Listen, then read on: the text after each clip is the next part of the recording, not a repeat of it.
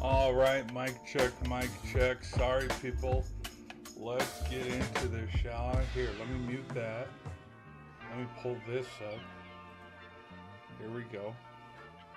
Here we go. What's going on, people? Welcome back. Here, let me turn this down. What's going on? How's everybody doing? How's everybody doing? So, what I thought I'd do tonight is let's do a reaction to the game. And what I wanted to do was during commercial breaks, give my reaction, give my 2 cents to what I see going on. Let me look. Bingo. There we go. You guys like that? Huh? Look how cool that is. Look how freaking cool that is. Okay. So, first thing that I gotta point out is Cadeau and Johnson Jr. for the first part of this game when we were getting the feelers and people, both teams were feeling each other out. They led the majority of scoring points and chances for the Michigan Wolverines. The Wolverines started off really hot, and there was at one point like a 9-2, 11-3 lead for Michigan, but UConn's been able to fight and get back into this game so far as we can see. Caravan with 2, Reed with 2, Smith with 4. Lindeberg, when it talked about the stat before, it was at 0, but this dude has taken a couple shots. That was one thing that I did want to talk about, was because he had 0 shots and he had 0 looks at one point, because they talked about with how the game started. They're like, Lindbergh has no shots so far. What else? So he's 0 for 2. Didn't expect that. Mara has 2. Mara blew a wide open layup too earlier, maybe 2 minutes ago, 3 minutes ago. As we can see, there's Johnson with 2, Cadeau with 7. We got some bench points. Cheddar had a good steal, and rebound on a breakaway from Michigan. Okay, we're gonna come back here, but it's 18-17. Let me give my thoughts real quick, and then we'll go back to watching the game, because they're calling something right now.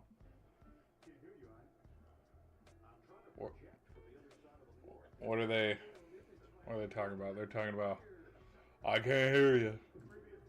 The previous play was under further review. Timing error. Interesting. I wonder what the timing error call is.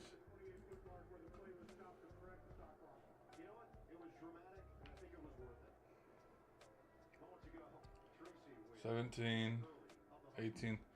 Okay, I guess they didn't call much.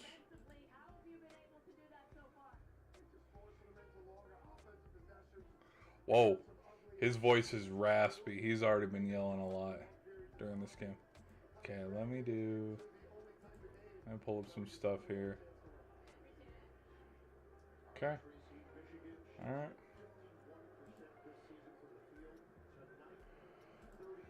right. Okay, no, but here, let me mute that. They're gonna start playing here. Both teams are shooting pretty even with field goals.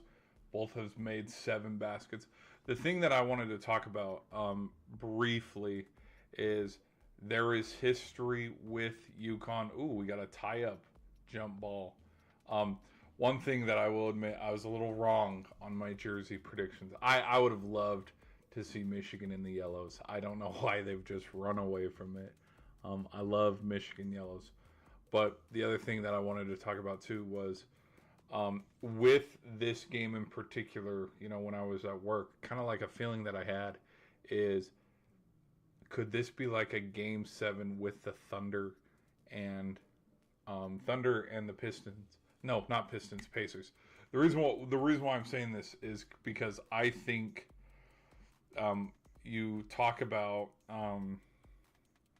records in national championships, which it kind of it goes hand in hand with my thoughts.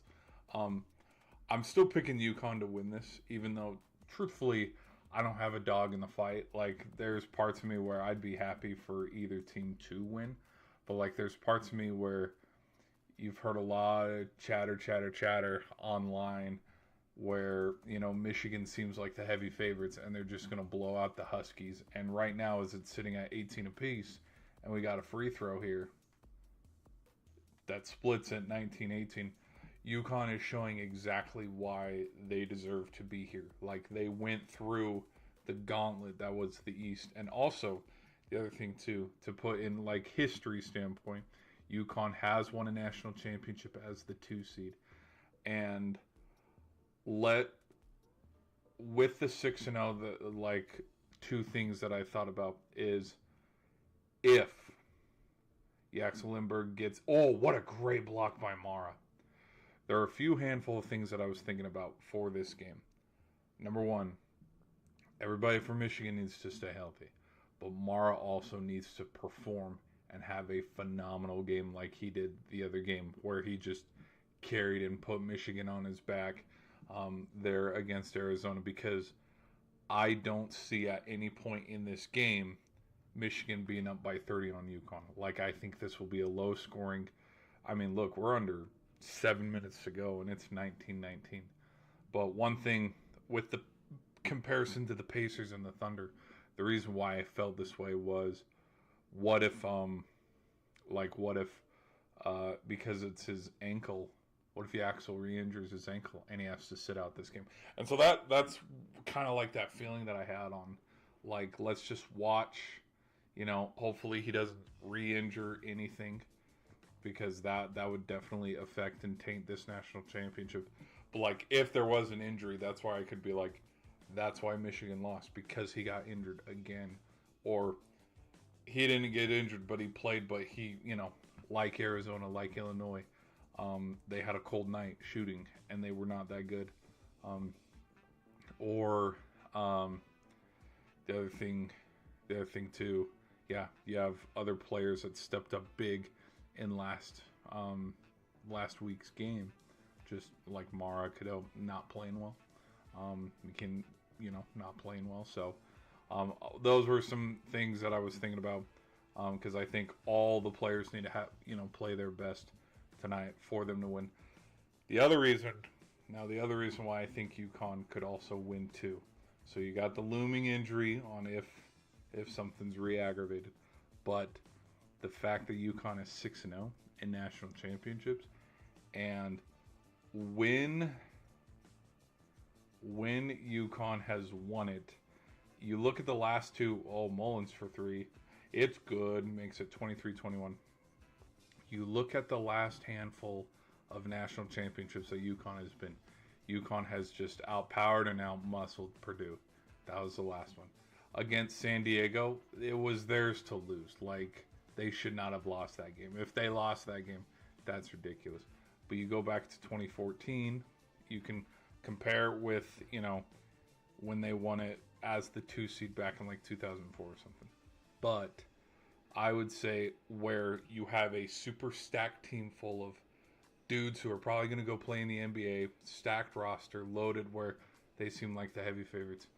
Turn to 2014, when UConn upset Anthony Davis's Kentucky Wildcats. And that is where I have a feeling with this UConn game,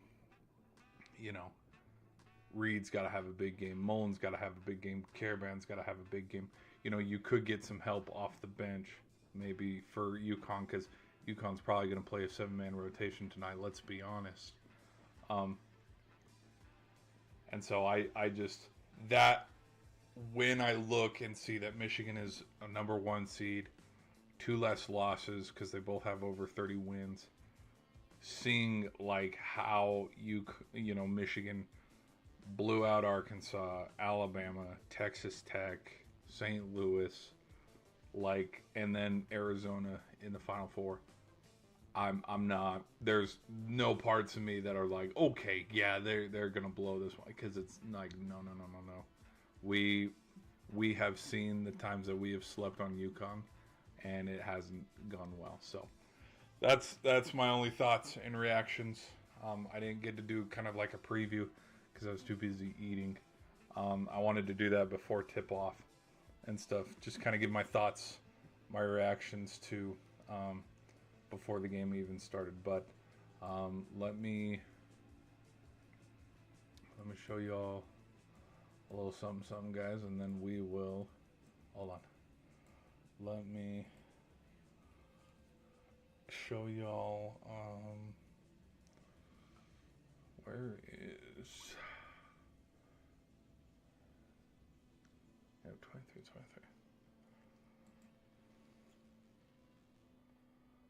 Is it?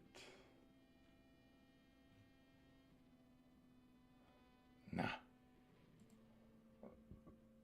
Excuse me. So, alright.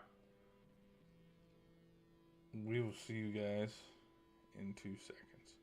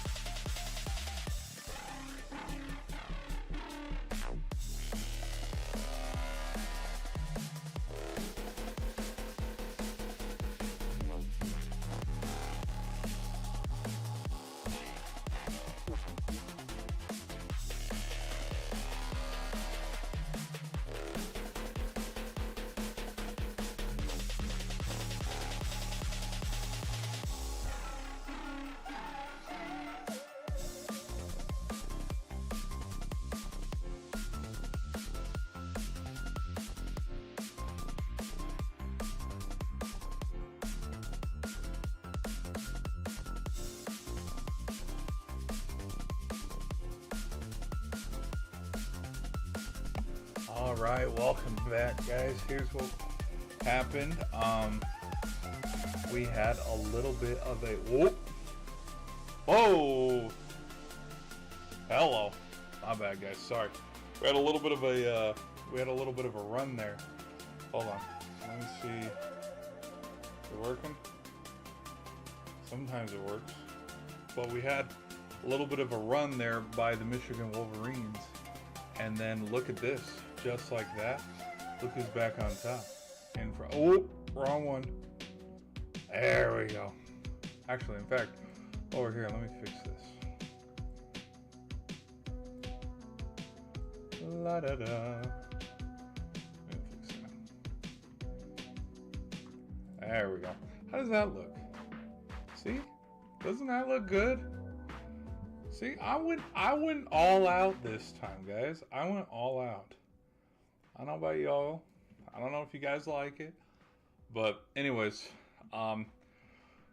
Michigan went on a little bit of a run there. In fact, let's hit a little bit of a refresh. Right now, 25-29, as you can see. Mara has improved his points total, moving it up to 4. Lindbergh's getting on the score sheet. He has 4 points so far. Burnett, I would say the only one's slacking a little bit when it comes to talking about starters for Michigan. Uconn, you can see some of their starters, 5, 3, 4, 8. Caravan so far leading the points with 8. Let me go back to Gamecast here. Let me see. I think something that was kind of like a big thing that people were talking about, and we're going to talk about it during the halftime reaction, is the fouls. Both teams have been fouling each other a lot, which technical fouls, flagrant fouls, whatever, it's all just 4. Uconn so far has 11.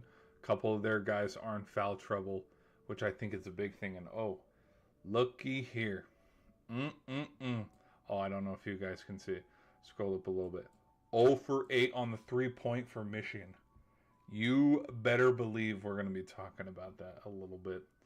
So, anyways, yeah, there's about 2.5-ish minutes left. So, we're gonna send you guys back. But yeah, stay tuned. Stay tuned. We'll keep talking about it. Right now, 29-25. There's about 2 minutes left, so we're probably gonna call it until we have our halftime reaction. So, guys, be sure to hit that like button. Be sure to subscribe. Thank you guys for being here. Thank you guys for watching. So, let's, yeah, here we go. Here comes Uconn with the ball. So, here we go.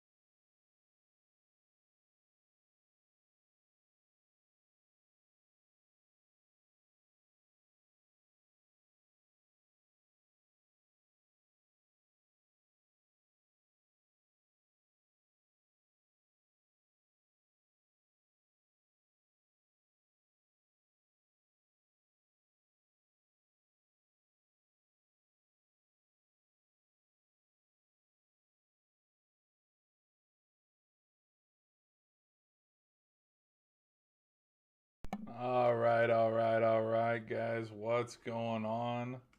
What is going on? Let's get this thing started, shall we? Let's get this thing started. Let me get this thing queued up here for us. We got some stuff we got to talk about. Why? Because we got our halftime reaction. Let me make sure we're live. Let me make sure we are live. Are we live?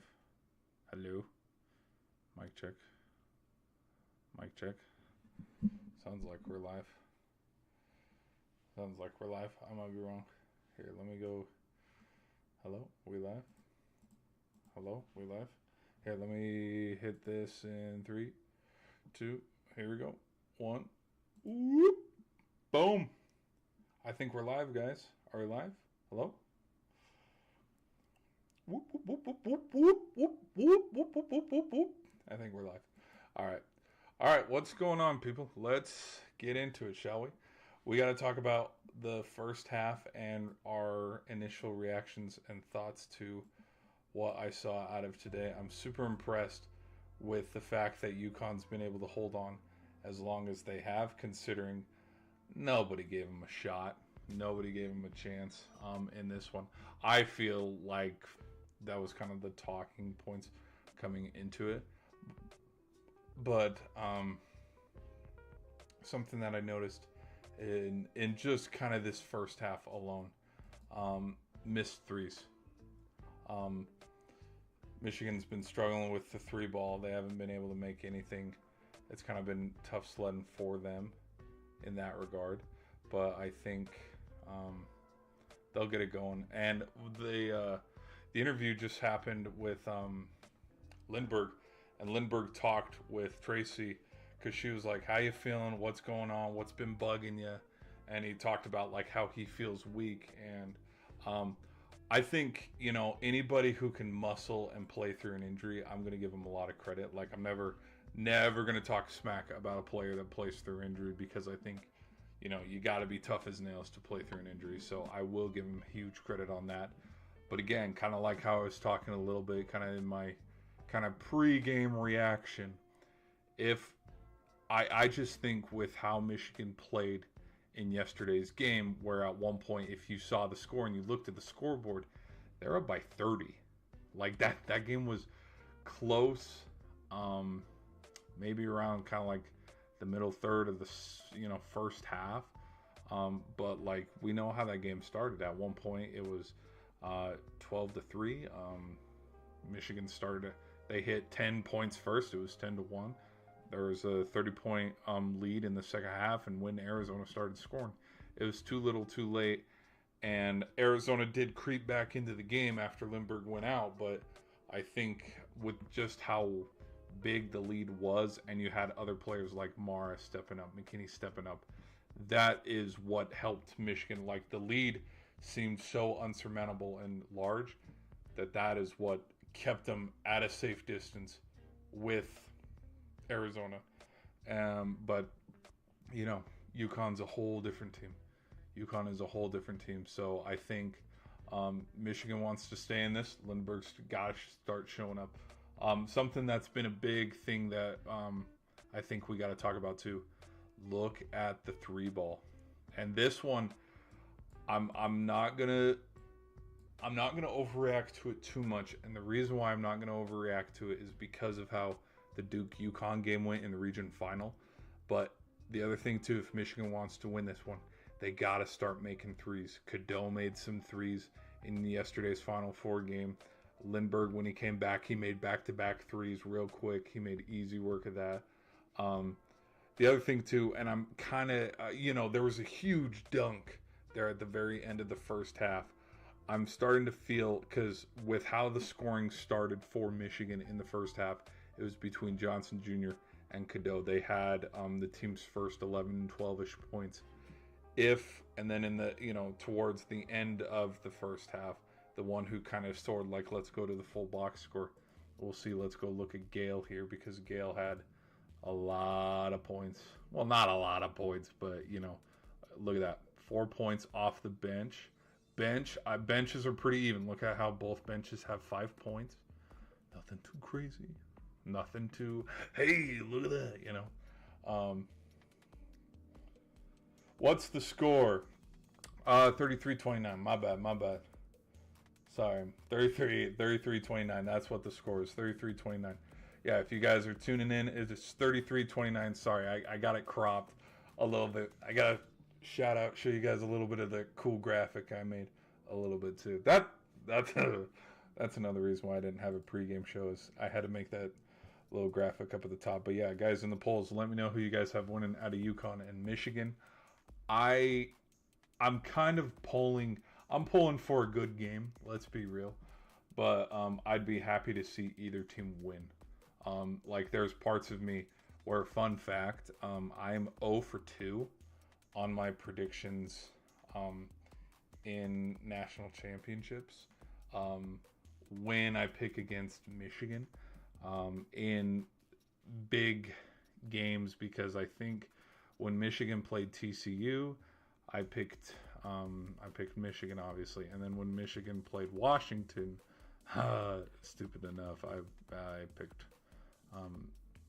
picked Washington over Michigan, and so my track record is not that good. So if Michigan goes on to win, and I kind of am leaning towards Uconn, I will go 0-2 against Michigan in national championship predictions.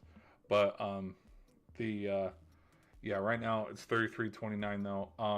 But with the dog in the fight, I just, like, there's parts of me that want to see Michigan win, because Michigan is a very complete team. In my own personal opinion, I think Lindbergh, you look at Boozer, you look at AJ DeBonsa from BYU. I think 1, 2, 3 guys. I would throw Gale or Cheddar. You know how there's like those 6th man, 7th man rotation players where it's like, oh yeah, I remember when, that's where these. But you just look talent-wise, Michigan's team is so much more stacked. They've been talked about a lot more in the tournament and leading up to the tournament. I kind of have a feeling if I'm going to compare Michigan's team, I'd compare them to last year's Auburn team.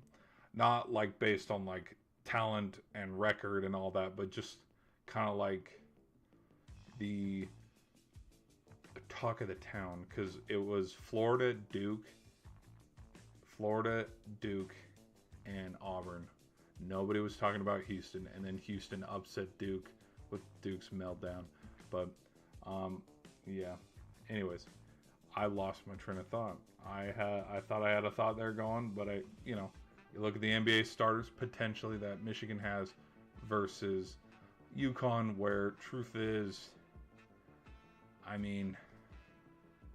maybe Reed Jr., maybe Caravan. I don't know. Like, we've seen a lot of great college basketball players where it doesn't transition that well at the NBA level. But I think the other stat it's not too glaring, but something to talk about and look at is the UConn 6-0 record. And that's kind of why I was also kind of pulling a little bit for UConn in this game, because UConn has been there and they've been the underdog in some of these games and won.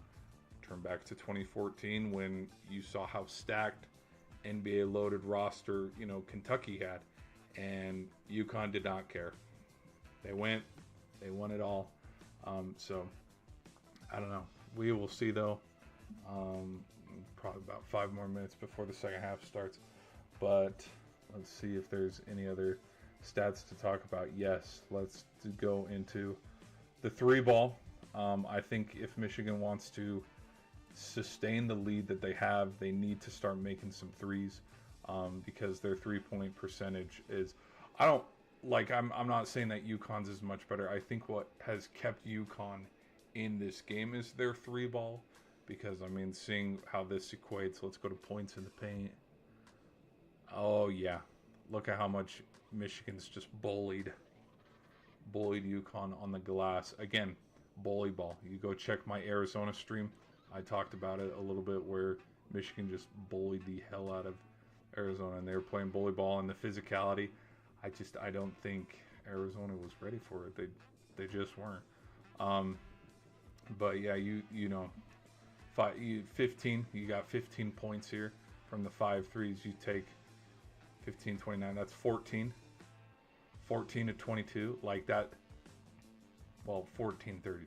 But you see what I'm trying to say here, where if UConn's going to win this game, they're going to have to keep making threes, because if this turns into a mid-range and a layup contest, Michigan's just going to stay outpacing them, because they're. Let's look at rebounds too. There hasn't been any standout. Okay, it's just by one. It's by one, but then again, the points in the paint. Nobody's been able to stop Mara so far. Look at this one. This stat's pretty good. 3 and 5. Those are the largest leads. Again, I don't think any lead is going to get to, oh my gosh, they're up by 30. No, that'd be ridiculous. Surprisingly, no, only 2 steals. Not very many assists. Kind of a lot of ISOs, blocks. You know, that number could get bigger and have a bigger impact. Shooting wise, 33%, 33%, 37%. So like average shooting.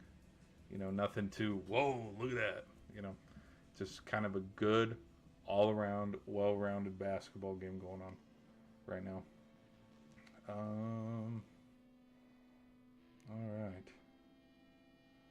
All right, people. Let's. Is there anything else to talk about? Let's go check the polls. We're sitting at 100% for Michigan with the 2 votes. Sick. That looks nice. Yeah, guys, be sure to let me know your thoughts in the polls. Here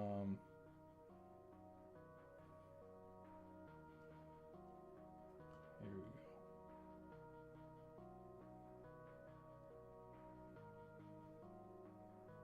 What else? Let's talk about fouls.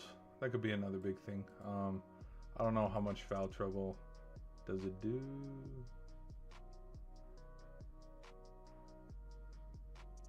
PF. Personal fouls. Here we go. Look at that. 2, 2, 2. We got three of Uconn starters with 2 fouls. Now, I don't think it starts to get dangerous till, isn't it 5? 5 fouls. How many?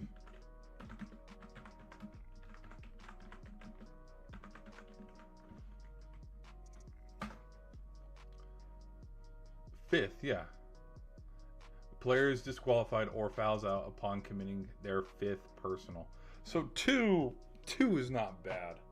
2 is not bad. I don't think any player should be sitting if they are being, you know, if they are benched. Lindbergh again with the 2 fouls. Cadeau with 2. I don't know if they called a foul on him when he had that tough drive and was like mean mugging him, like, yeah. I don't think they would have called a foul on him for that. Which, if they did, that's absolutely ridiculous, because it's like, what are we doing here? Because it's, you know, it's just a part of the game. But all right. Let me check the chat one more time. Chat, we got anything else?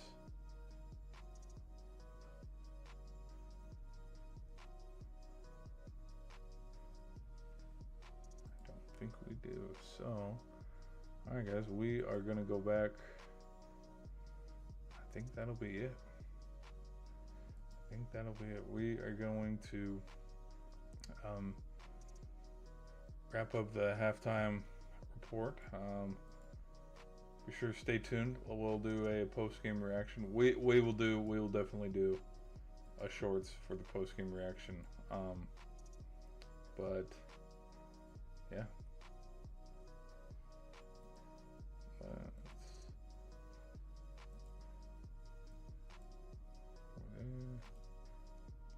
All right, people.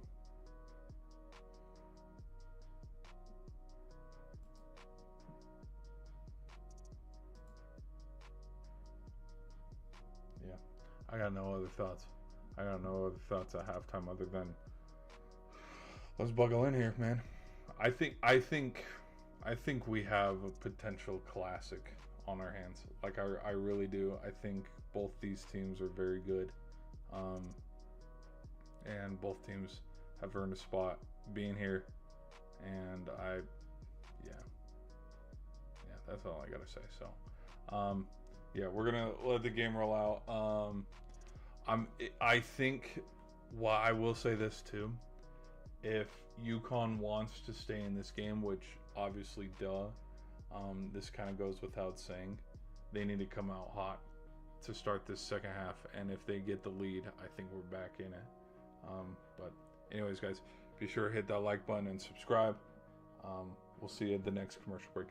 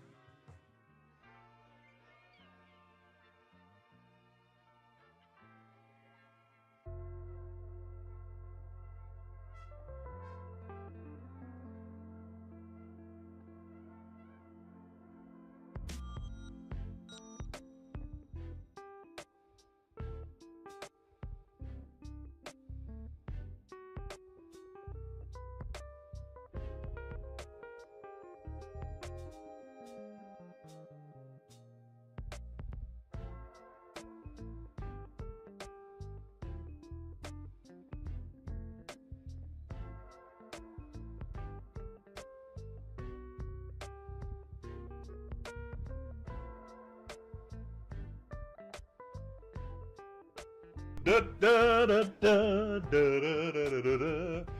I remembered the comparison that I was thinking of. It took me a minute, but I finally got it. It's the 49ers. That's here. Hold on, let me turn down the volume a little bit. Whoop. How are we doing? Are we live? What's going on, guys? What's going on? We live? Yeah, we're live. The thing that I was thinking about was Uconn has their 6-0 record, but at one point, like if they lose tonight, they go to 6-1. Hurley has his record to pass the Sweet 16. They have 18 straight wins, and then under him, he's like 15-0 or 14-0, something like that.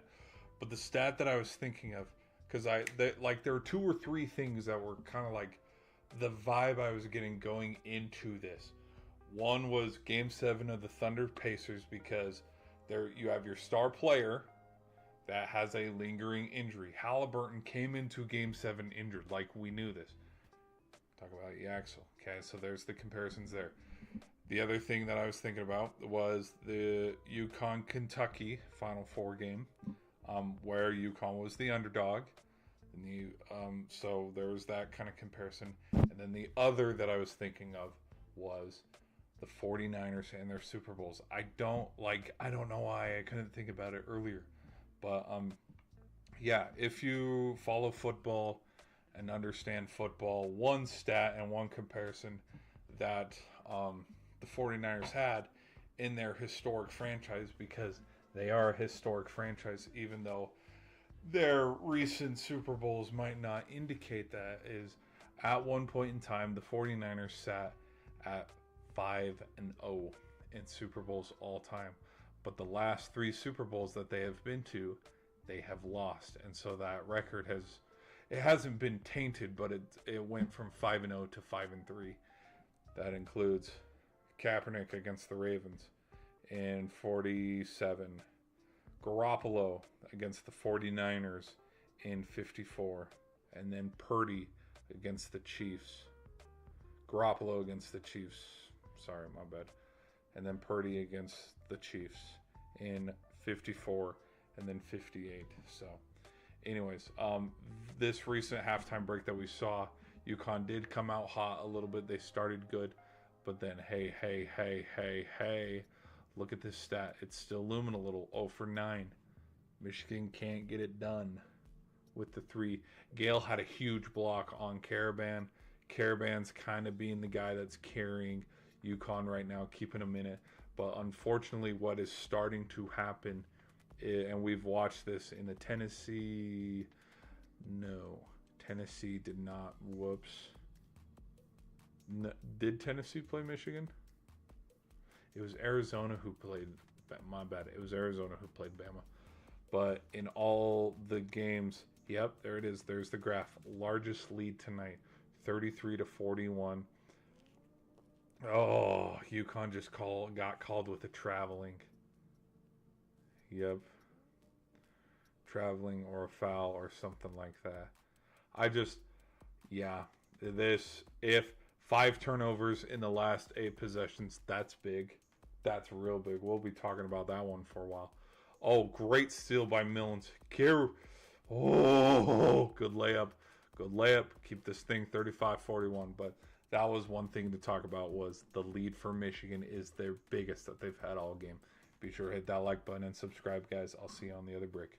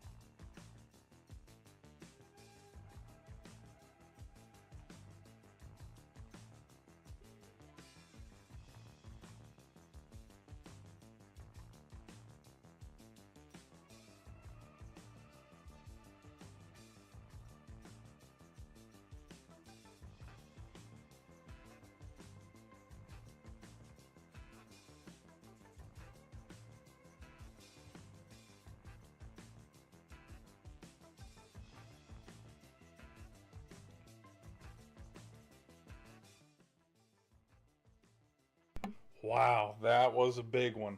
That was a big one. Okay, y'all, as I'm coming back into it, Cadeau just hit a huge 3-pointer. Yeah, that was kind of a quick transition. Reason why we got another timeout. Oh, let me pause that. The reason why we got another timeout is because Michigan has again extended their lead. They're flirting with, I think this is their largest lead. Again, because they hit their largest lead, and then 11 points. Yep, this is their largest lead again. So it was 11. Uconn started to fight back into it, and then it extended back to 11 points. Look, I'm thinking there are other players, because there was a tough bucket there. There was a good look. I will give Uconn. I was about to say Wisconsin. Uconn is getting and attacking the boards. They have started to out-rebound them on the offensive side of the glass, which is really good. That stat is helping them. Because there's that tough bucket that Caravan just had. It was phenomenal. It was scrappy. He was able to, because what happened is Mullings had a shot, open look for the three, no good. Reed got the rebound, kicked it back out. Mullins then did a floater, no good. Caravan rebounded it and then threw it back in. Just tough, scrappy rebounding. That is good. He's keeping the boys in it. But something needs to give. There's got to be, the other thing too is they have not made a three this half yet. And then Michigan just had their first three by Cadeau, and it just kind of blew the lid off the place, and that's why Hurley had to take a timeout, calm the boys down, because Cadeau's right now leading team points with 15. We talked about it a little bit, where if Uconn wants to try to win this game, and if they're going to, they have to keep making 3-pointers, because points in the paint, they're not going to win this game if it turns into a points in the paint battle, because looky, 28-16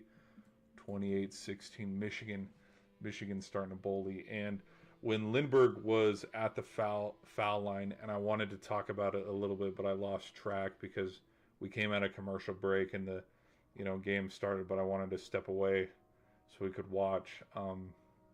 The thing is in all the games, the St. Louis game, the Arizona game, at this point, 2 steals, 2 for Lindbergh. Cadeau, that's big. This is the point in each game for Michigan that they have had in the past where they pull away. And so hopefully Uconn can hang on to it. Let's see this first play in transition here. I still think they should hook up some threes. Boing! Oh, great. Great rebound, great look. Oh, great block and steal. Is it going to be a foul, though? It is going to be a foul. Again, Uconn's getting some good looks, but they're cold. See, 5 for 21. Caravan missed it. And they're getting good offensive rebounds. He had a chance and a shot, but Johnson Jr. with a big block. I think it was McKinney who was swatting him. McKinney's going to get called with the foul. But anyways, hit that like button, guys.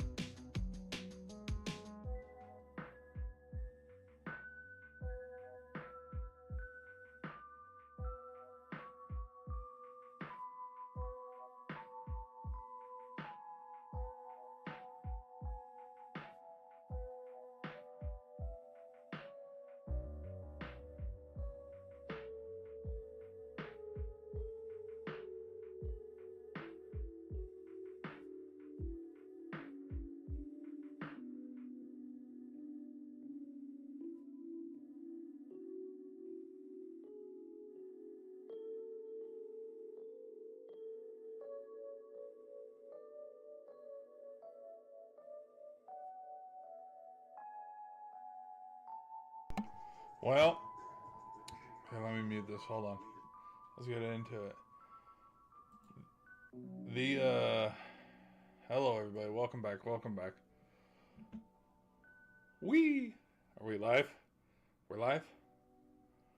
So yeah, it's playing commercials right now, but the amount of physicality, dude, Uconn's coming back into this one. It is a 5. At one point they had it 5, and you could see Coach Hurley looking at the crowd, telling them to get up on their feet, get excited. I think I'm there.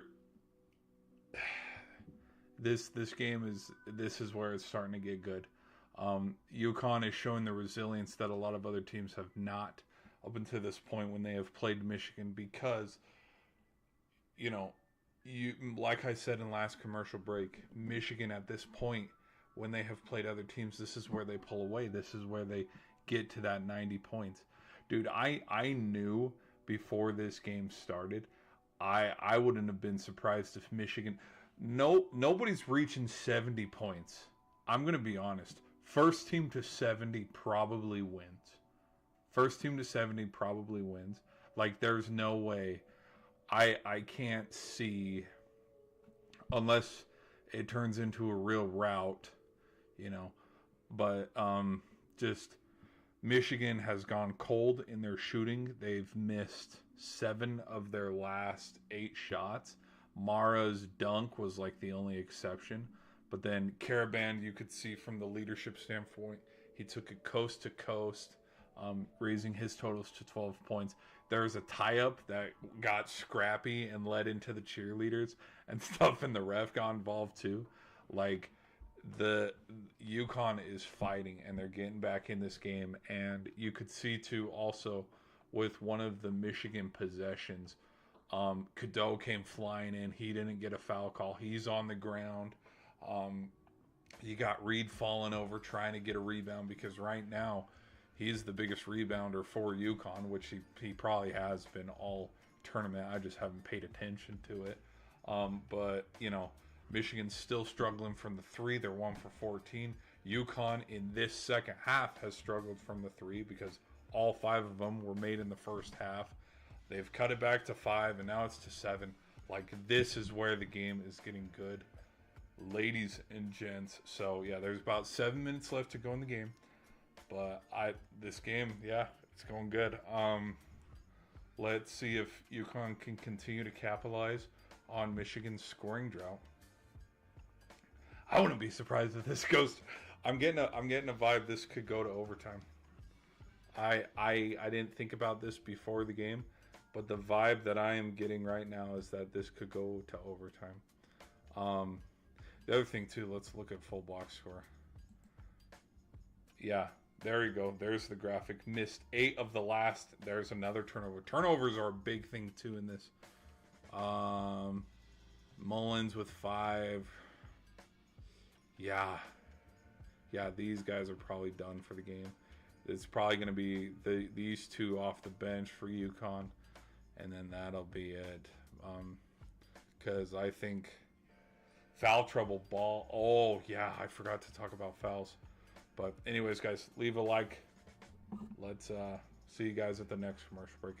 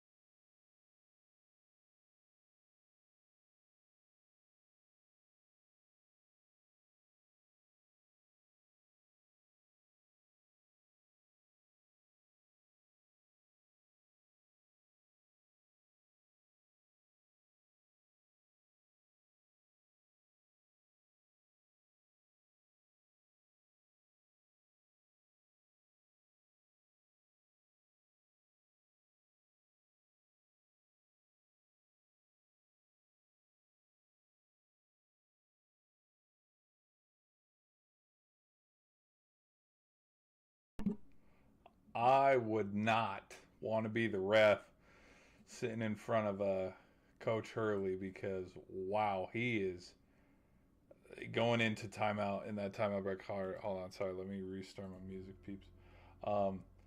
The dude, he was chewing. He was chewing the ref out because one of the players there was a pretty hard foul, and he was, shoved late and stuff, and their bodies on the ground and stuff. There's I don't know how legal it is, but there's been a lot of hand checking. Oh, that was a quick timeout. We're back on the Yaxel tonight so far, 9 points. That was a quick. We got 5:21 to go. We might not actually check back in until game's over. I don't know, but yeah, this game's getting really physical. There it is. There was the shove. Yeah, the shove, and then Cadeau shoved shoved him in the back, and then he fell into McKinney and Caravan and almost took them out. They're reviewing it right now, actually, seeing if they're gonna put a tech on it. I wouldn't. I think I'd just give him the foul and then move on, but it was pretty late. It was Damari almost took out his own dude too, Trey, with that shove. But anyways, no, we've seen Caravan get physical and get into it. There's been a lot of Cadeau has checked Caravan a couple times. Reed's got to get going. Demari's got to get going. Something. Mullins did hit a 3 because there was a graph that showed Uconn was 0 for 13 starting. Yeah, this half. Now they're 1 for 12. Turnovers, 10. Uconn has way too many. Oh, great put back there by Yaxel. So now Yaxel's at 11 points. Wow, that updated right away. They wasted no time updating that. Anyways, though, guys, be sure to hit a like button and subscribe. I'll see you guys on the other side.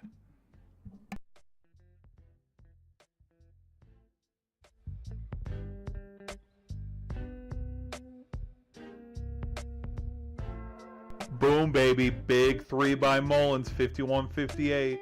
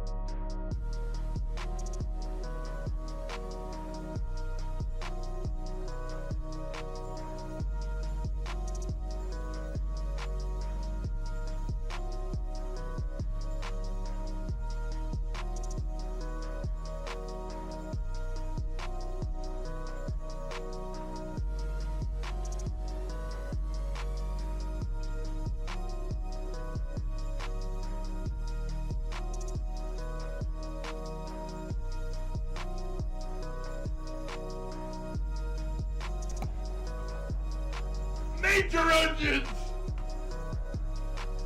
Major! Oh, I was saying he should have stepped up big, and he just did. Crap. Oh, where's my... Oh, there it is. Sorry, I gotta mute. Let me...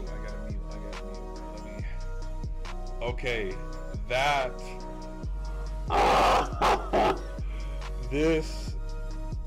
This has been an entertaining game. I don't remember last year's final being this entertaining, or even the years before that, because when Uconn played Purdue, the game was over by half. Like, let's not...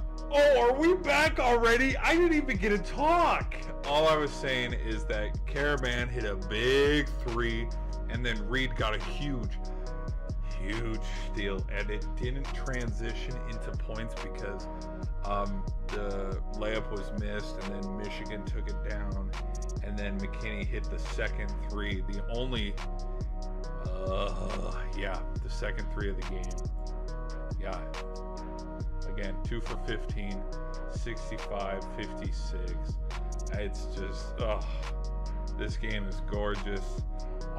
We're gonna, next time I see you, we're gonna do who wins the national championship. So I'll see you guys then. Okay, let's ride this thing out, shall we? There's a minute 30 to go. So, all right, guys.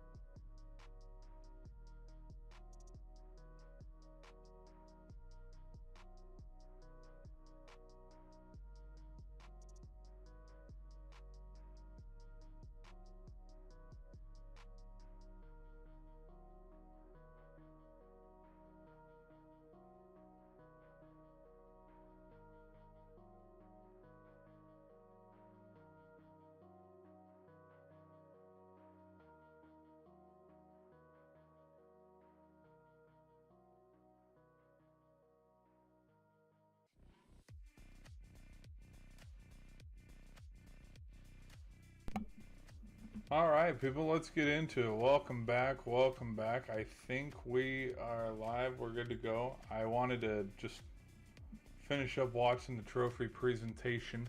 As you guys can see, the final score of this one 63-69. Your Michigan Wolverines are the national champs of college basketball, and boy howdy do I have some thoughts. No, first off, congratulations to Michigan. Big win for them. Oh, they're singing.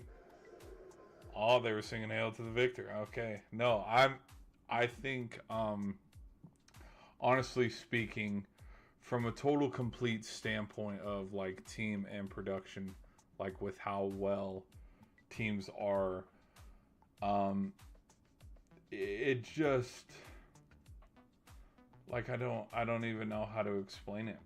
Just they were a complete team.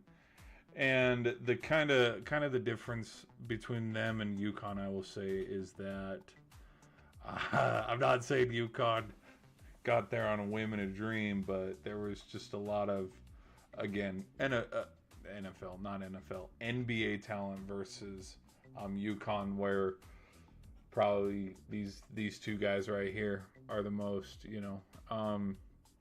but I think, if I'm going to be honest, towards the very, very, very tail end of the game, I will say the officiating was, I don't know.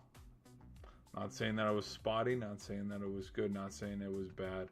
The one thing that I'm a little about is Michigan had a record. They either set a record tonight or they tied a record or something, but they made 20 straight free throws. And when I look at 16 free throws versus 28 free throws, that's 12 extra free throws. I think at the very, very, very, very end of the game, like under 3 minutes when they started to nickel and dime Michigan, like I get it, like eight of those 25 points, yes, came from that. But there was, I don't know. I mean, I was saying it in the Arizona game against Michigan that the officiating was pretty. It just was, because it was physical and it was aggressive. This national championship, very physical, very aggressive. As you could see, guys were hitting the deck and they were getting after it the whole game. I'm just looking at it from the point of view of like what, like there were so many foul. Like I think the split double team McKinney had, I will give him that. But there was another one when he fouled out. I thought that was a little horse. That was a little horseradish, if I'm being completely honest. I think there are a couple like, okay, because the thing is, UConn cut it down to 5, and then Michigan would stay ahead, and then it kind of turned into there was no big like plays on Michigan's end with regards to like the 3, because they only made 2. That is how funny. Because the other thing too, that I will give Michigan credit for is if Michigan did make their 3s, oh, this would have been an absolute blowout. This, because they only made 2 and they shot 15. If they made 9, like for example, UConn made 9, I think UConn's 3s kept them in the game. Bruh, I got no words. I got no words. Caravan pulled up from deep too. His bucket was a huge bucket that got them back into it. But I think with how the game played out with physicality, you could see towards the very end, Michigan was foul baiting them and ref was calling it, and they just, from the charity stripe, they were automatic and they were clutch. They just kept making buckets, and this thing, it kept at arm's length. I'm not saying that is 100% the reason why UConn lost this game. I'm thinking what actually ultimately cost UConn the game, this number right here, 9 for 33. I think with just how the game ended up playing towards the very end, they shot so many 3s. They shot way too many 3s. And I think it had to do with just physicality and size, because you'd see it. Caravan would drive, Reed would try to drive, and then here we got two bodies flying in, whether it's Cadeau, whether it's Johnson, whether it's McKinney. Blocks. Where's the blocks? Look at that, 6 blocks compared to 2. Like, you know, don't get stuck in the trees. Like, literally all game, Michigan was able to bully them at the rim and get blocks, which I think was absolutely huge. Not going to discredit that. The rebounds, I will admit, super impressed with Uconn and their ability to out-rebound them 46-39, considering the bigger team was Michigan. There's parts of me that wonder if, I don't know if they made more threes, because I'm thinking, like, I talk about the free throws, and it's like, ugh, because it did slow down the momentum of the game, and we can complain about that. But I liked this number right here, the 34-36. The fact that, like, Uconn almost outscored them in the second half to mount the comeback. Because, again, there were points where I think the largest lead was a 13-point lead. Let me look here. This is wrong. This 11-point lead, it got bigger than that. Let me hit that refresh button. Really? At one point they said it was a 13-point. Okay, I guess I'm a stinking liar. I thought they had a 13-point lead at one point. Apparently not. Points in the paint. Oh my gosh, it's not even fair. 36-22. Largest lead 11. Yeah, this was the kick out play, the very last play where, again, he drove it all the way, missed, and then we got Gale here cleaning it up, throwing the ball all the way to the backcourt, which, again, smart time management, because, again, and this is how tense, again, I'm talking about fouls, because at the very end of the game, they did need to nickel and dime them at the very, very, very end, but just with the kind of the intensity of how the game went, where within the final minute, like, I was able to go get a drink, go down, go to the bathroom real quick, pause the game and come back, and like fast forward through commercial breaks, because Uconn would make a huge three, timeout, let's go talk about it. Michigan would be able to, like, turn around, they'd extend the lead with their own basket. Okay, one more timeout for her. Like, the final 5-ish minutes of this game in real time alone, I think took 20 minutes, 15 minutes. But I'm super impressed with how this game was as a whole, because it was impressive. This game was fun. This game was good. So yeah. Alrighty, people. Alrighty, but yeah, that's my thoughts on that. Let me see the chat. Hello, chat. What's going on, guys? What's going on, chat? How y'all doing? Let me know in the polls who you guys had. The other thing too, with because again, it was the feeling that I had. I was talking a little bit about, and if you've been watching the stream, I alluded to it a little earlier. The thing that I was talking about was, at one point in time, the San Francisco 49ers were 5-0 in the Super Bowl. And then, since then, they have lost. Kind of in turn where the Patriots at one point, I'm not including this last Super Bowl, but there was a time after a couple Giants Super Bowls, the Patriots had a losing record in the Super Bowl. And either it was because they lost to the Bears, they lost to the Packers, lost to the Bears, lost to the Packers, Rams, Eagles, Panthers, there's 3, 2 to the Giants. So 3 wins, 4 losses, okay? See that? I just did that math off the top of my head. That alone is worth a subscribe, so come on, hit that sub button. But, no, but there was a turn with Brady towards the end of his career of getting the Patriots to a positive record in the Super Bowl. And, like, kind of in turn, even though the Patriots and the 49ers never played in a Super Bowl, like, they switched. And one consistent in all of this is that the Cowboys never made a playoff, like the Super Bowl. So we can look at that too. But yeah, just had to get that little dig in there. But the 49ers were undefeated, and then in their last 3 Super Bowls, 2 against the Chiefs in 54 and 58, 1 against the Ravens in 47. They've lost 3 straight Super Bowls. And kind of the feeling that I had going into this game was UConn is 6-0 in national championships. And when people talk about like the next time UConn's in the Final Four or the next time UConn's in, the national championship, they will look at this because now the 18-game win streak gone, Hurley's undefeated record past the Sweets gone, all of it gone, which like it happens, but I think something that is kind of cool. Cool is kind of cool is not the right word, but it kind of is that we have a situation here where could this, like, I don't think, because again, even with the 49ers Super Bowls, each of them was different, but I think it's one thing to be like, yeah, well, that one was an absolute loss. No, like, this game was close the whole way. And if you look at the last handful of, I mean, let's just take a list of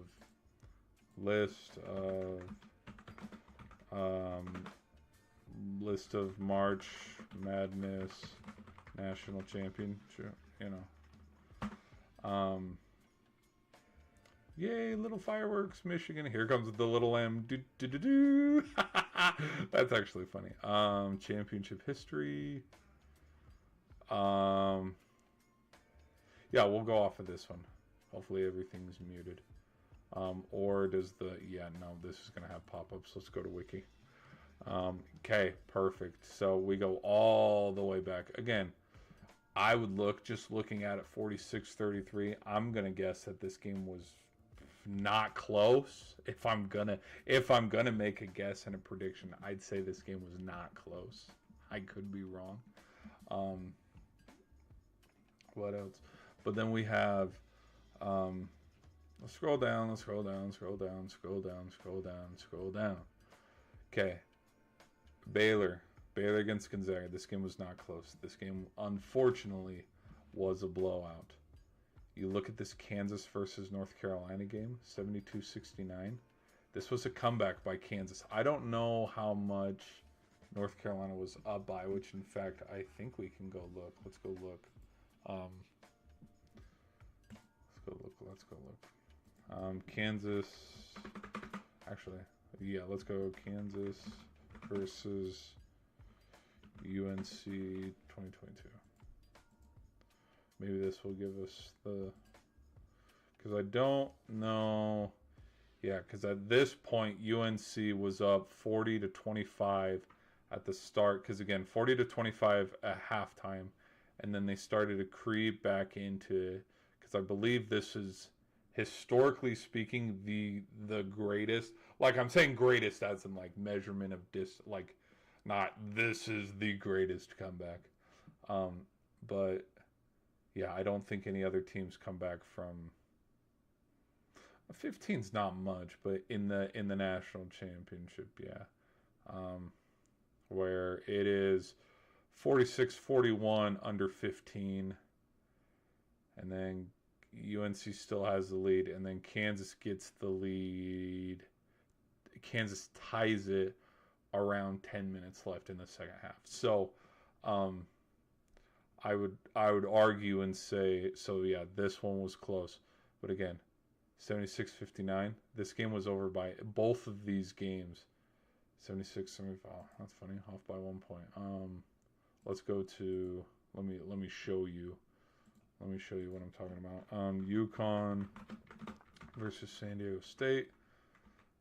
Let's pop it up here. Let me show you all.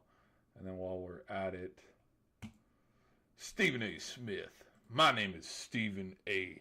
Smith. Ladies and gentlemen, my name is Stephen A. Smith. Be sure to subscribe to ESPN Plus.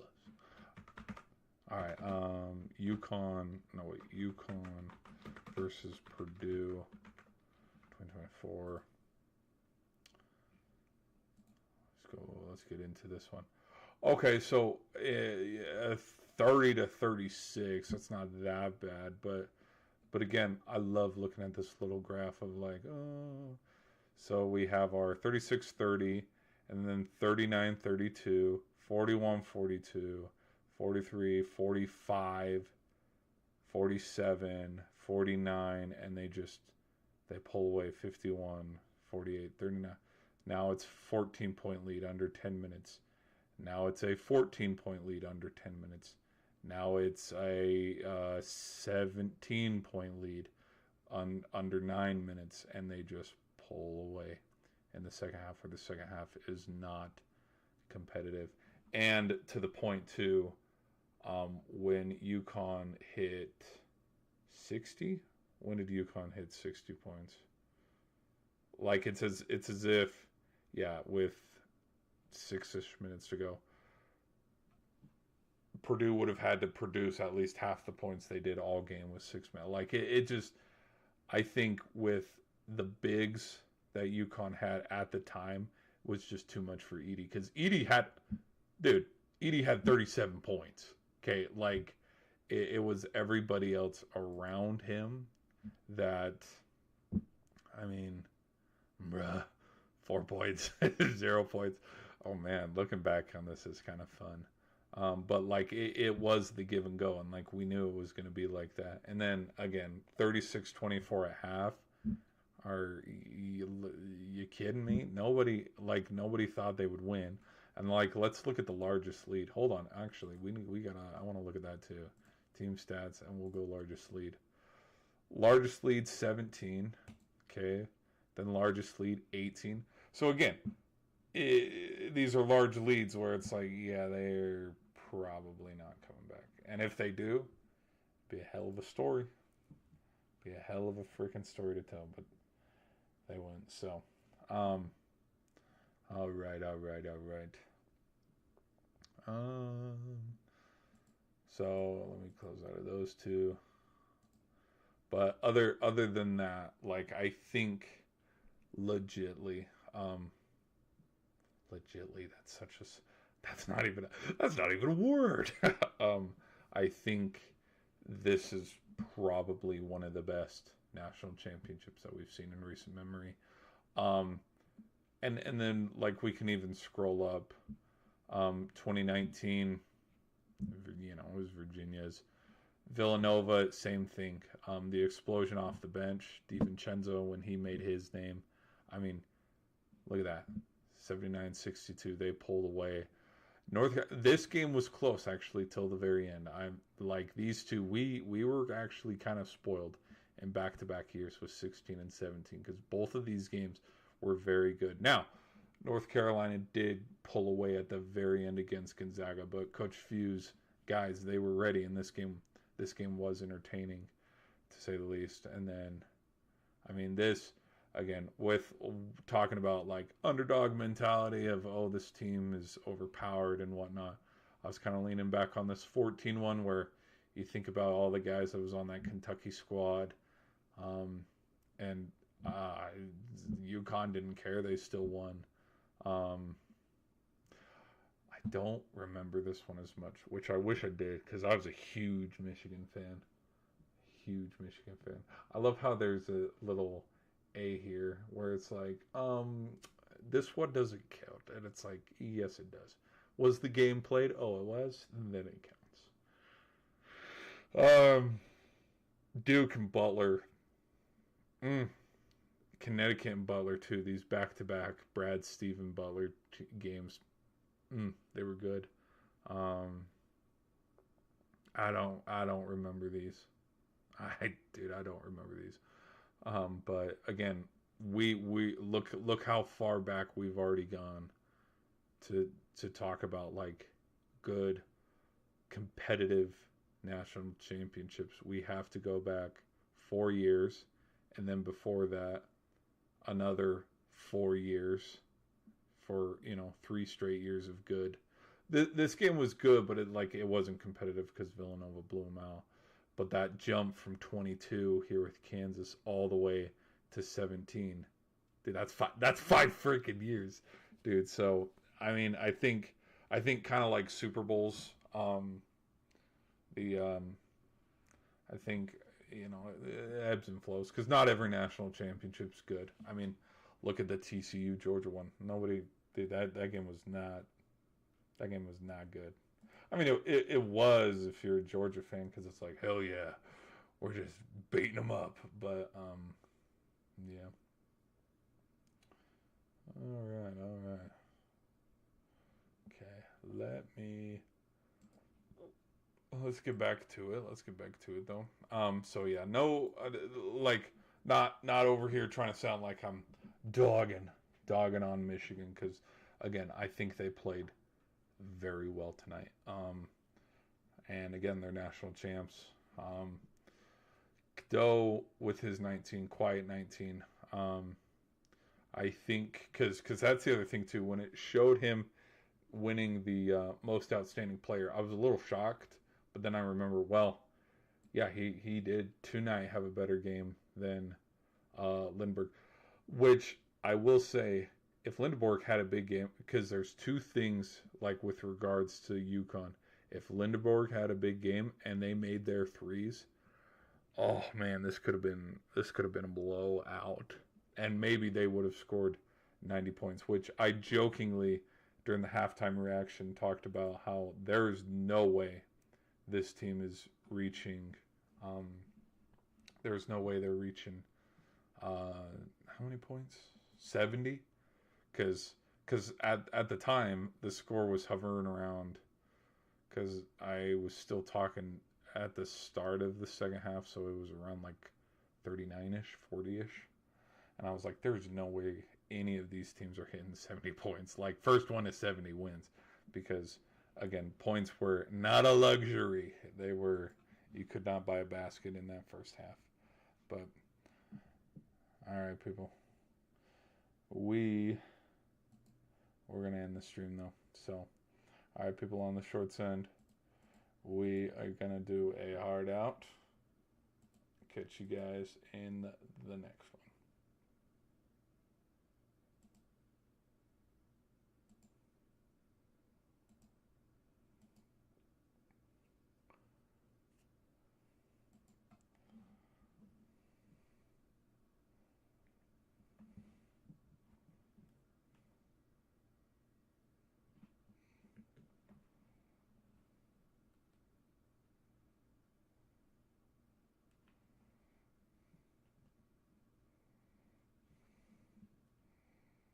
Sweet.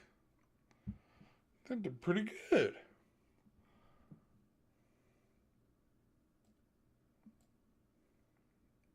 We gained a subscriber. Shout out. We gained a subscriber. Sick.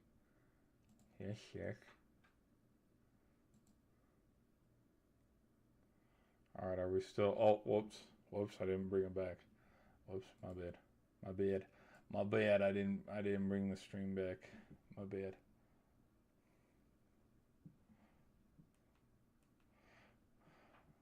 My bad. All right. Other than that, I think this was a good game. I think this was a very competitive game. Sorry, I started to ramble and get on a tangent a little bit about my thoughts on, actually here, while we're here, let's get the, oh, look at that. That's cool, Michael, just looking. Let's get the, oh, that's perfect. Okay, we'll have that be our end screen. But I think, yeah, again with competitiveness, and this is something too that I think will probably get glanced over and looked over when people look at the overall record of Uconn and how they see the one loss. Is you look at Duke, you look at St. John's, Michigan State, a lot of the other teams within the tournament. There's parts of me that think like once Michigan, you go look at who Michigan played in the whole tournament. Now, okay, I feel like I've been bashing Michigan all stream. Now this is where I'm going to start to give them a little bit of flowers and start to praise them. Is you look at, the St. Louis game, their first round. I can't even remember who they played in the first round.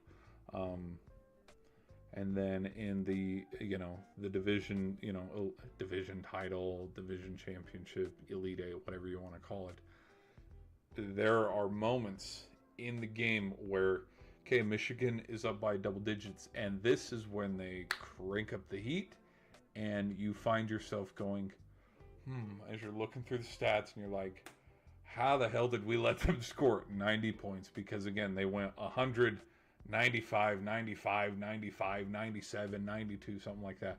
And coming into this game, I was like, I could see both teams hitting about like 70 to 80 range. The fact that it was what this was, where it was a low-scoring game, which I think, upon looking at other...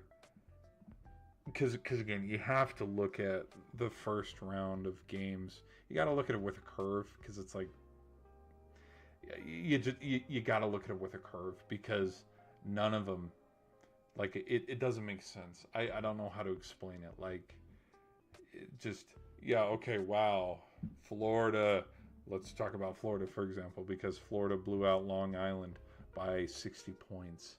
You have the coach joking about, Coach, how can we get back in this one? And he's like, we pray, because you're down by 60. What do you say? And I think with Michigan in this tournament, yeah, there is that point where they just crank up the heat and they start to blow teams out in the second half. And we saw it with all the opponents that they played against Uconn, when it seemed like, hey, this is where they blow them out. That's when everybody on Uconn, all hands on deck, they kept fighting, they kept scrapping, they got back into it. And I will say kind of the pace of the game did slow down a little bit because of the fouls. But as much as I want to complain and say, nope, the fouls is what hurt the game, I'll blame the refs, all the refs, because we can't go through one game without blaming the refs or something. No season, no league, it doesn't matter what sport. I think this came down to Uconn shot 33 threes and only made 9 of them. And that's kind of the stat on Bama when Bama played Michigan and lost. I'm not saying that this game was kind of like the Bama game, because I stopped watching the Bama game in the Sweet... It was round of 32 or Sweet 16. I can't remember. Let me double check. Ladies and gentlemen, let's go double check, shall we? Let us double check. Michigan holds off Uconn to win second hoops title. Now, the fact that I believe their first one was 31 years ago with the Fab Five, because again, I wasn't alive. I did not see that game. Where is 90 to 77. Again, okay, Michigan kind of makes it. Alabama makes it cute here with 38-33. Alabama was up 49-47 at halftime. But then again, look at the second half.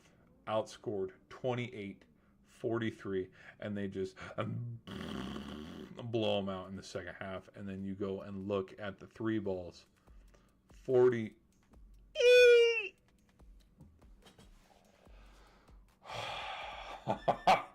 They shot 20 extra. Oh my gosh. They shot 20 more threes. They shot 20 more threes than Michigan.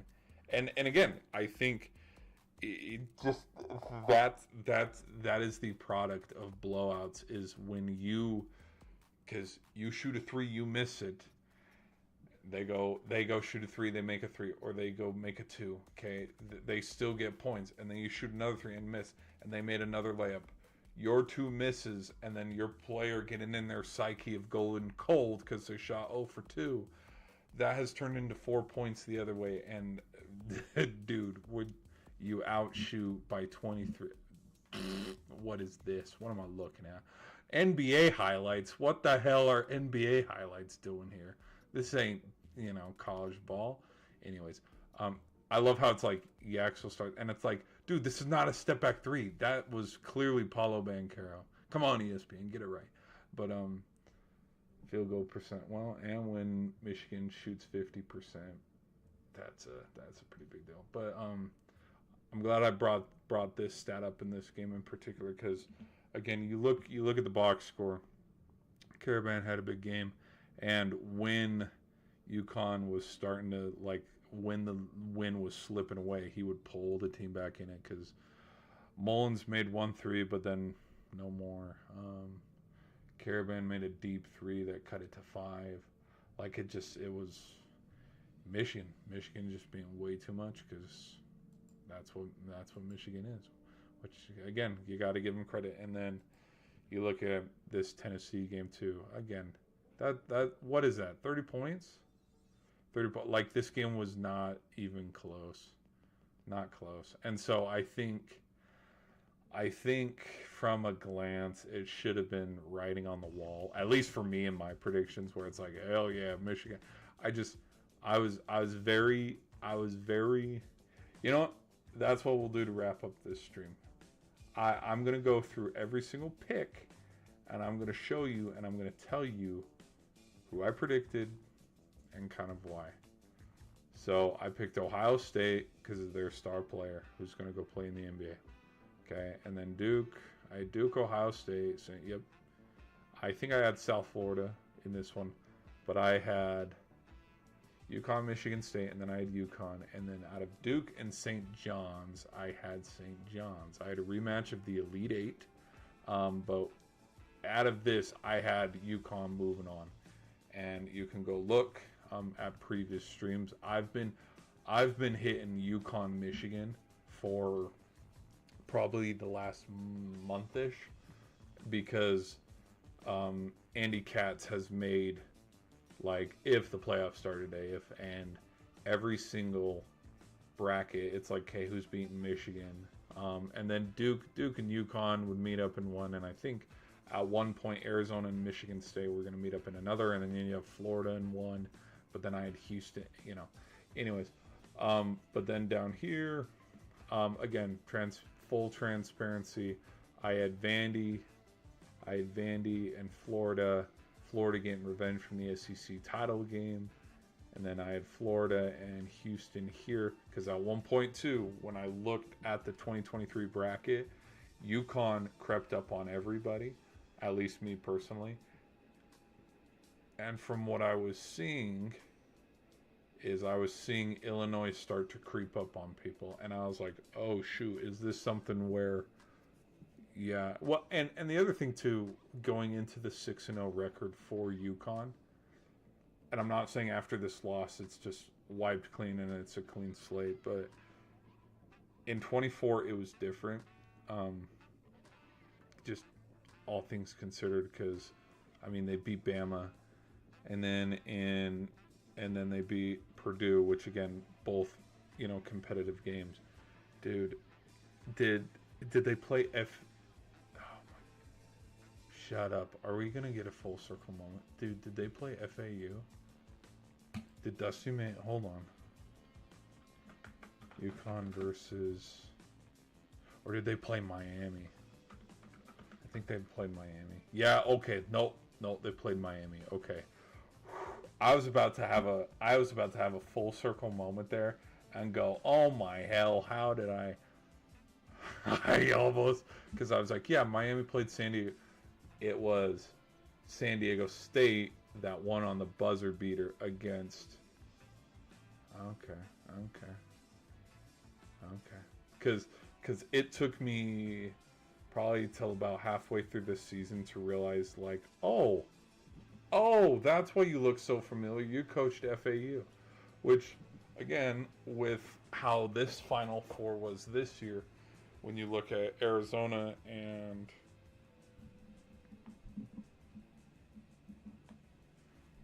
Illinois, oh my gosh, it took me forever.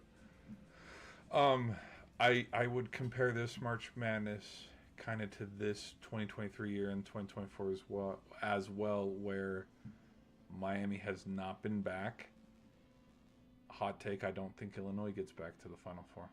Like, I kind of touched up on it a little bit with Nebraska, where I said, watch, when it's all said and done, what if this is the year that, Nebraska wins it, they talk about, oh yeah, do you remember, the 2026 March Madness run when they, had one of their best league years. They came up a little short in the Big Ten championship, but like the team never got a win ever in March Madness history, and then they go on a run and they catch fire. They get through Florida, they get through Houston, because again, that's who I would have ended up having if it went that way. But like, again, with how much like coaches retire or coaches go to new spots, yeah, Florida Atlantic, look, they haven't been back because their head coach went to Michigan and just won a national championship. And like, I think sustained success of basketball is something that's really underappreciated, because the other thing too is, look at Baylor. Baylor blew out Gonzaga, and Gonzaga had no answers. They haven't been back since. I don't even think they've been in March Madness since. And if they have, yes, they did. They went in 23 because I had Creighton beating them. Yeah, because the way the 23 bracket played out, I had a weird Final Four. I had Creighton, Xavier, Gonzaga, and I think Villanova. I don't know, but I think, sorry, I'm rambling, but just the point I'm trying to make is, like, as much as we see with transparency and flip over in some of the Final Fours, go from last year to this year. Last year, Duke, Florida, Houston, Auburn, and then this year, Uconn, Illinois, Michigan, Arizona. Dude, Arizona hasn't made the Final Four in how many years? Like, we've seen them losing. So I just think, yeah, it's been 3 years actually, now that I think about it. Holy shit, why does it feel like 2 years ago? Okay, so 3 years from now, the head coach for Illinois could retire. 3 years from now, I don't think this is going to happen, but like Hurley was talking about, like, you know, maybe the NBA is in the future, because there was a point before the Lakers got Redick where Hurley was on the table, and I was like, yeah, no, that, because I think they've made videos about hard coaching. I don't think Hurley would last in the NBA, and the reason why is I don't think NBA players can take the hard coaching like how college kids can, because I think there is a difference between coaching a 17, 18, 19-year-old hard versus trying to coach a 22-year-old hard who's been, you know, in the league for 4 years, 5 years, because they'll be like, what the hell, coach? Like, get out of my face. And I'm not going to name any names or talk about any, you know, any disgruntled players leaving the Rockets or the Sixers or the, you know, not naming any names or specific players of any kind, but, you know, I think with just how kind of college hoops is, Krzyzewski made it work, Williams made it work, Jay Wright made it work, and I like, there are other coaches that, you know, didn't get as far and win as many national championships. They also made it work. Coach Few, you know what I mean? And I think, yeah, it just, here, in fact, let me change this a little so the background looks a little cooler. But I just think, I don't think UConn would fire Hurley. This would be a stupid fireable offense if they were to fire him, because it's like, dude, no one picked him. No one picked him to go out of the East. No one did. I will admit, I did, but that's only because Duke and Michigan State. I've been riding Michigan State's coattails too long, and I've seen them get bounced way too many times to be like, yeah, this is the one, this is the year. But I'm also surprised too that Michigan broke the drought for Big Ten. Not only have they done it in basketball, they did it in football too. Because how many years did we have an ACC or an SEC champion? Pardon me, when I say ACC championship, really it's actually just Clemson. But like, how many times did it switch back and forth between them? And then, oh, look at that. Here comes the Big Ten, and now they've won 3 in a row. Do I think they win 4 in a row? Maybe Ohio State. Like, because legit, if we're going to look in the future a little bit and make some fun predictions, I don't think Ohio State's going anywhere, because Ohio State through and through has always had a solid program. And we saw it with Mendoza. We saw it with Howard. We saw it with J.J. McCarthy back when people still loved and respected J.J. McCarthy. But even in 22, Stetson Bennett, homegrown, experienced quarterbacks. Like they're the key piece in the middle of all. And you have to have your good defenses and a decent run game in the case of Michigan. But like, yeah, it's not the wow flashy. Not trying to throw shade. Well, like let's talk about Sam Leavitt for example. I think him and Hoover were like the most high sought after quarterbacks in the NIL portal, or Nico going from Tennessee to UCLA, and it's like it's not those flashy. Look at me! I just made $5 million through the NIL. No, it's the dude that's already been there, that's in his second year or third year under the program. Because like I'm convinced too. Let's talk about Georgia. Not only with how good those defenses were under Kirby Smart, but like all the pieces that won the national championship against Bama, they stayed and they came back for one more year. And it's like, yeah, nobody's beating them. And let's go Georgia. I wonder why he's trending. No. Georgia win streak. Football. I'll beat his ass. No. When a college football team wins so many games in a row that everyone starts referring it to the run, it's only simple as the streak. It's obviously something very rare and special, such as the case for the two-time defending national championships, Georgia, which in that, SEC, no, I'm talking normal, 33-game home win. Okay. And then I think that 33 came to a close when Ty Simpson and Bama came to town and beat them last fall. But, yeah, they just, nobody beat them, and I don't know. I think coaching matters. Now, I will say this. I do think coaching tonight, I do think Coach May, there's parts of me that think when you're down by 11 and you cut it to 5 and you, for the remainder, like even though there's arm's length, you keep it within competitive, oh gosh, we got to start sinking these free throws. Because there's the other thing too. Uconn bricked a couple free throws. That might, just saying. But I think just the player talent level, Michigan, I think Coach Hurley didn't get out-coached. I think it was kind of just, there was, I don't know. I think Coach May, in this one against Arizona, I think he out-coached Arizona. But with, I don't know, the fact that it didn't stay an 11-point lead and then balloon, and then it turned into kind of the fouls and free throws that it was at the end of the game. Okay,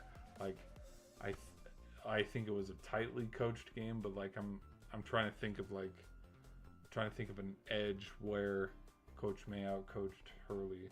There's parts of me that I don't think he did, but Michigan fans would probably definitely disagree and be like, dude, your head is so far up your ass, you don't know what you're talking about. Yeah. Now, I gotta say this, and maybe I'll leave on this too, because it is Michigan winning the national championship. Hail to the victors. Now watch. Coach May leaves what would be the equivalent of the Los Angeles Chargers to an NBA team? Let's do some fun here. If you already know.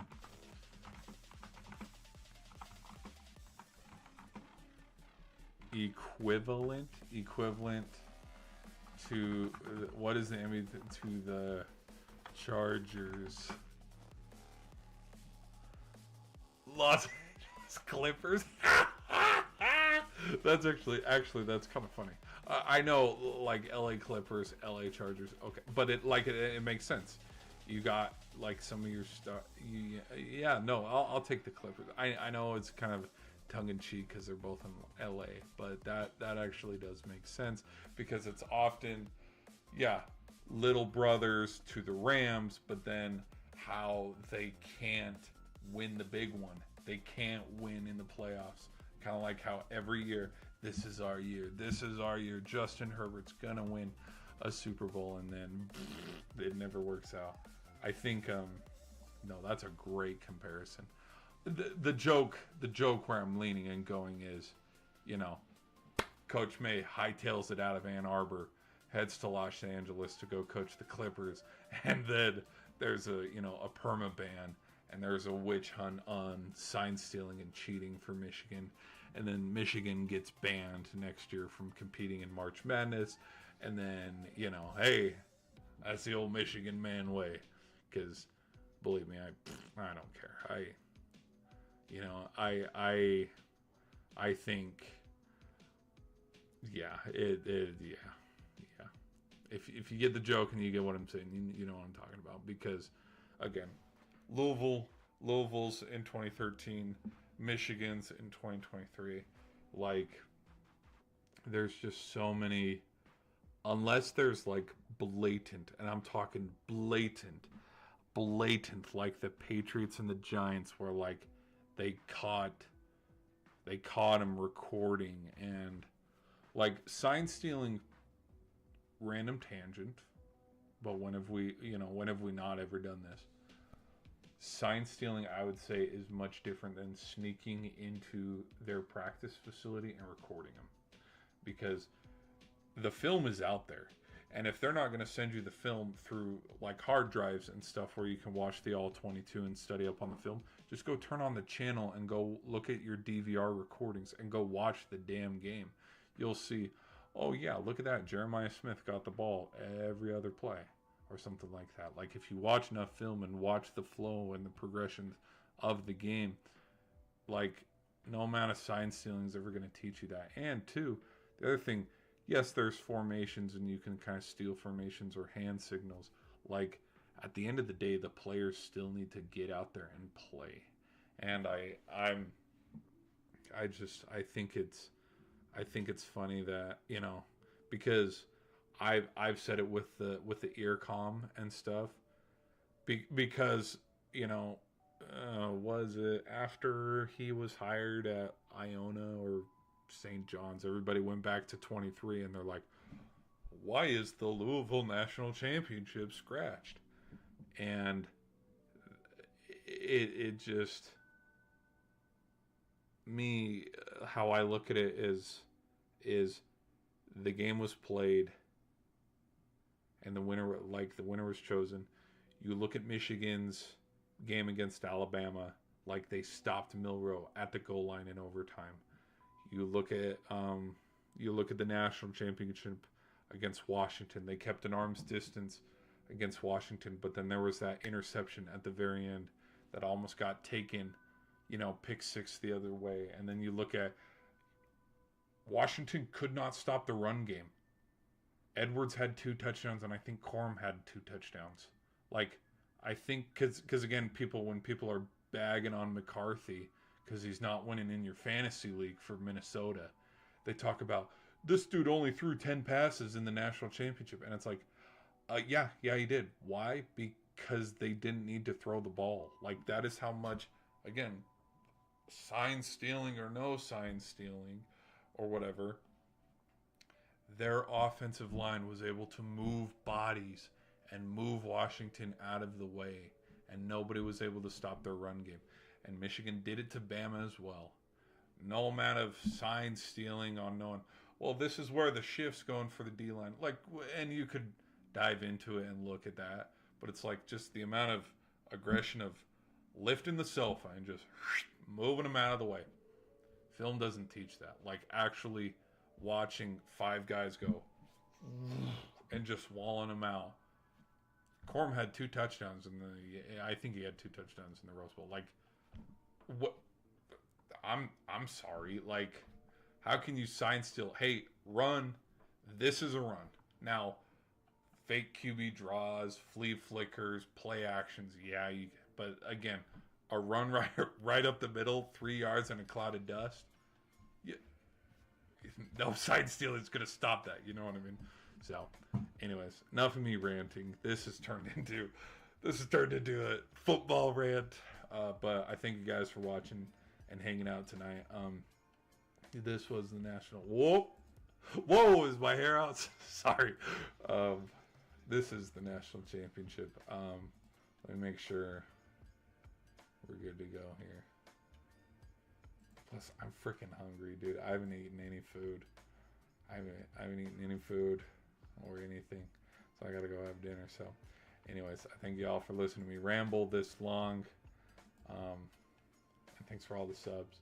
This was a super fun stream. Again, congratulations to Michigan. It might have seemed like I was bashing them for like holy cow, we've almost been streaming 4 hours. But it might have seemed like I was bashing them the whole time. I'm not. I wasn't. Like this was genuinely a very fun game. Very entertaining. Is it the best national championship we've seen? No. And honestly, that feat, it's not going to be beaten until someone gets a buzzer beater.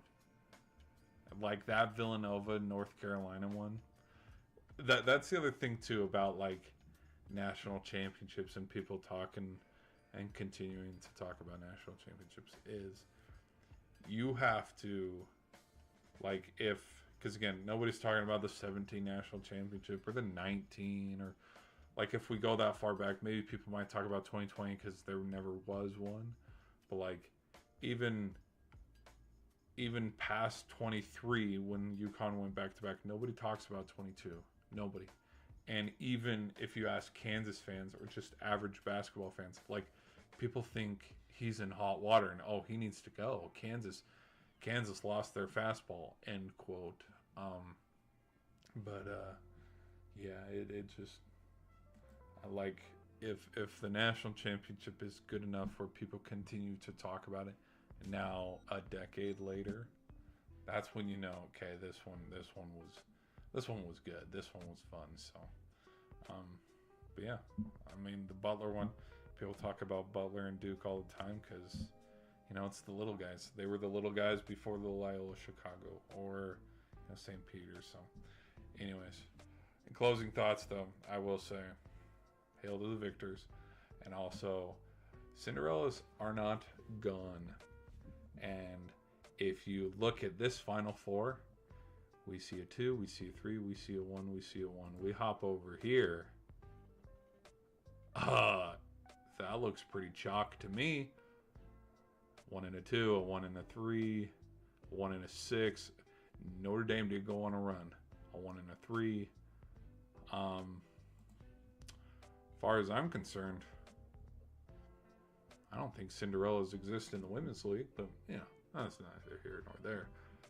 I think that of all the fun storylines to follow along with March Madness this year, the one about Cinderellas got very loud, very quick, and it's like, look what. And funny enough, the same day, Iowa beat Florida. So, I think college basketball is in good hands right now. I'm thinking the last 2 years. I mean, we had an SEC team, and they hadn't won since Florida did, and then we had a Michigan team, Big Ten. And they haven't won in 26 years. The last one that won was Coach Izzo with Michigan State. Which, again, the memes about Mr. March have been ridiculous. Cut it. I will not accept the slander. But there's parts of me where college football switched from the SEC to the Big Ten. I don't want to say it, but maybe that's what's going on with college hoops. Where it's not the Big East anymore. It's not the Big East in the ACC. Because there was a time where it was. There was a time where it was your blue bloods of Kentucky, Kansas, Duke, Uconn, which Uconn didn't go anywhere. I mean, dude, they were... Honestly, you give them 5 more... You put 5 more minutes on the clock and you let them go play. It either turns into a blowout or Uconn wins. Not like... The other thing too, with how Illinois played at the very end of their game in the Final Four against UConn, because again that game was close. UConn couldn't get good buckets at the very end. UConn, they were missing their threes, and they'd get good looks. They would just miss them, brick, and that's what was going on with UConn at the very end of the game. They couldn't get back into it. But the thought I'm thinking of, oh, I had it and then I lost it.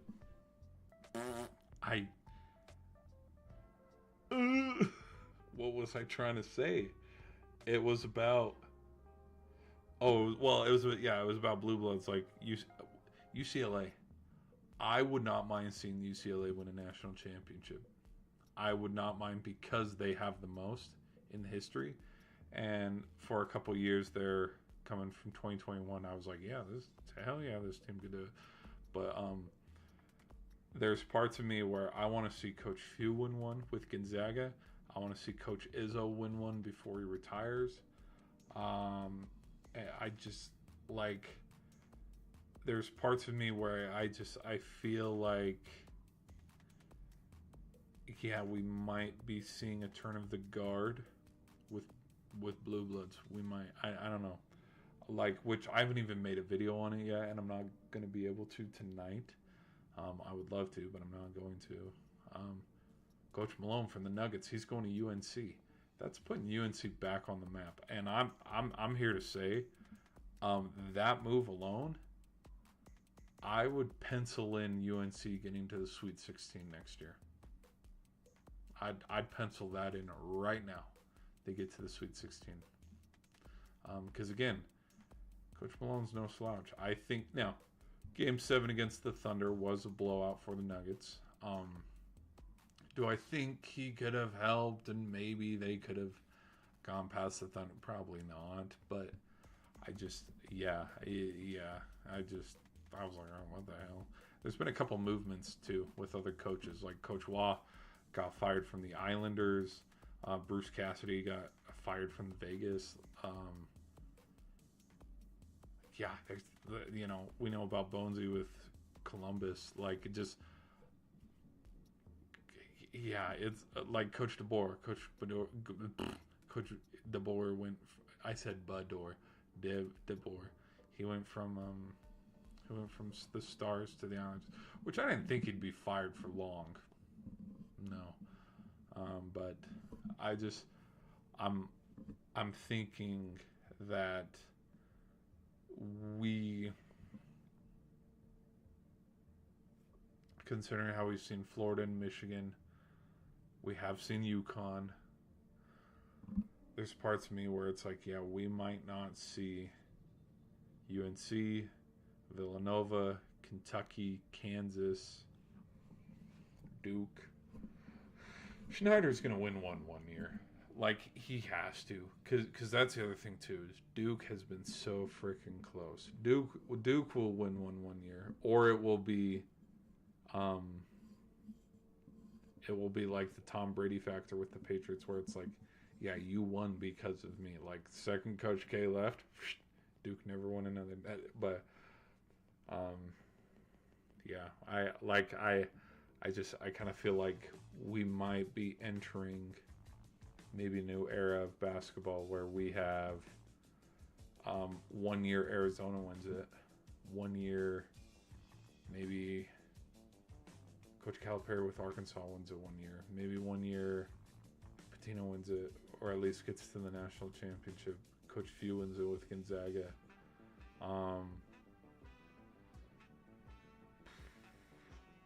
Houston wins it 1 year. I don't know. Like, I don't see the other. Yeah. Anyways, enough of me rambling. It's getting late, guys. So I will see you all in the next stream. Thanks again for tuning in. This was a fun stream, guys. I'll catch you in the next one. Or Vanderbilt. Look at Vanderbilt. Maybe Vanderbilt or Nebraska could win it 1 year. But I even missed the One Shining Moment video. I gotta go watch that video. It's probably a good one. But or 1 year Queens. Hey, give it to Queens. Give it to Furman. Come on. Let Furman win it 1 year. That could be a fun video where I look at all the teams and go, okay, here could be the next team to win it, and just do fun predictions. But all right, guys, enough of me rambling. I thank you guys for hanging out with me tonight. We'll catch you in the next stream.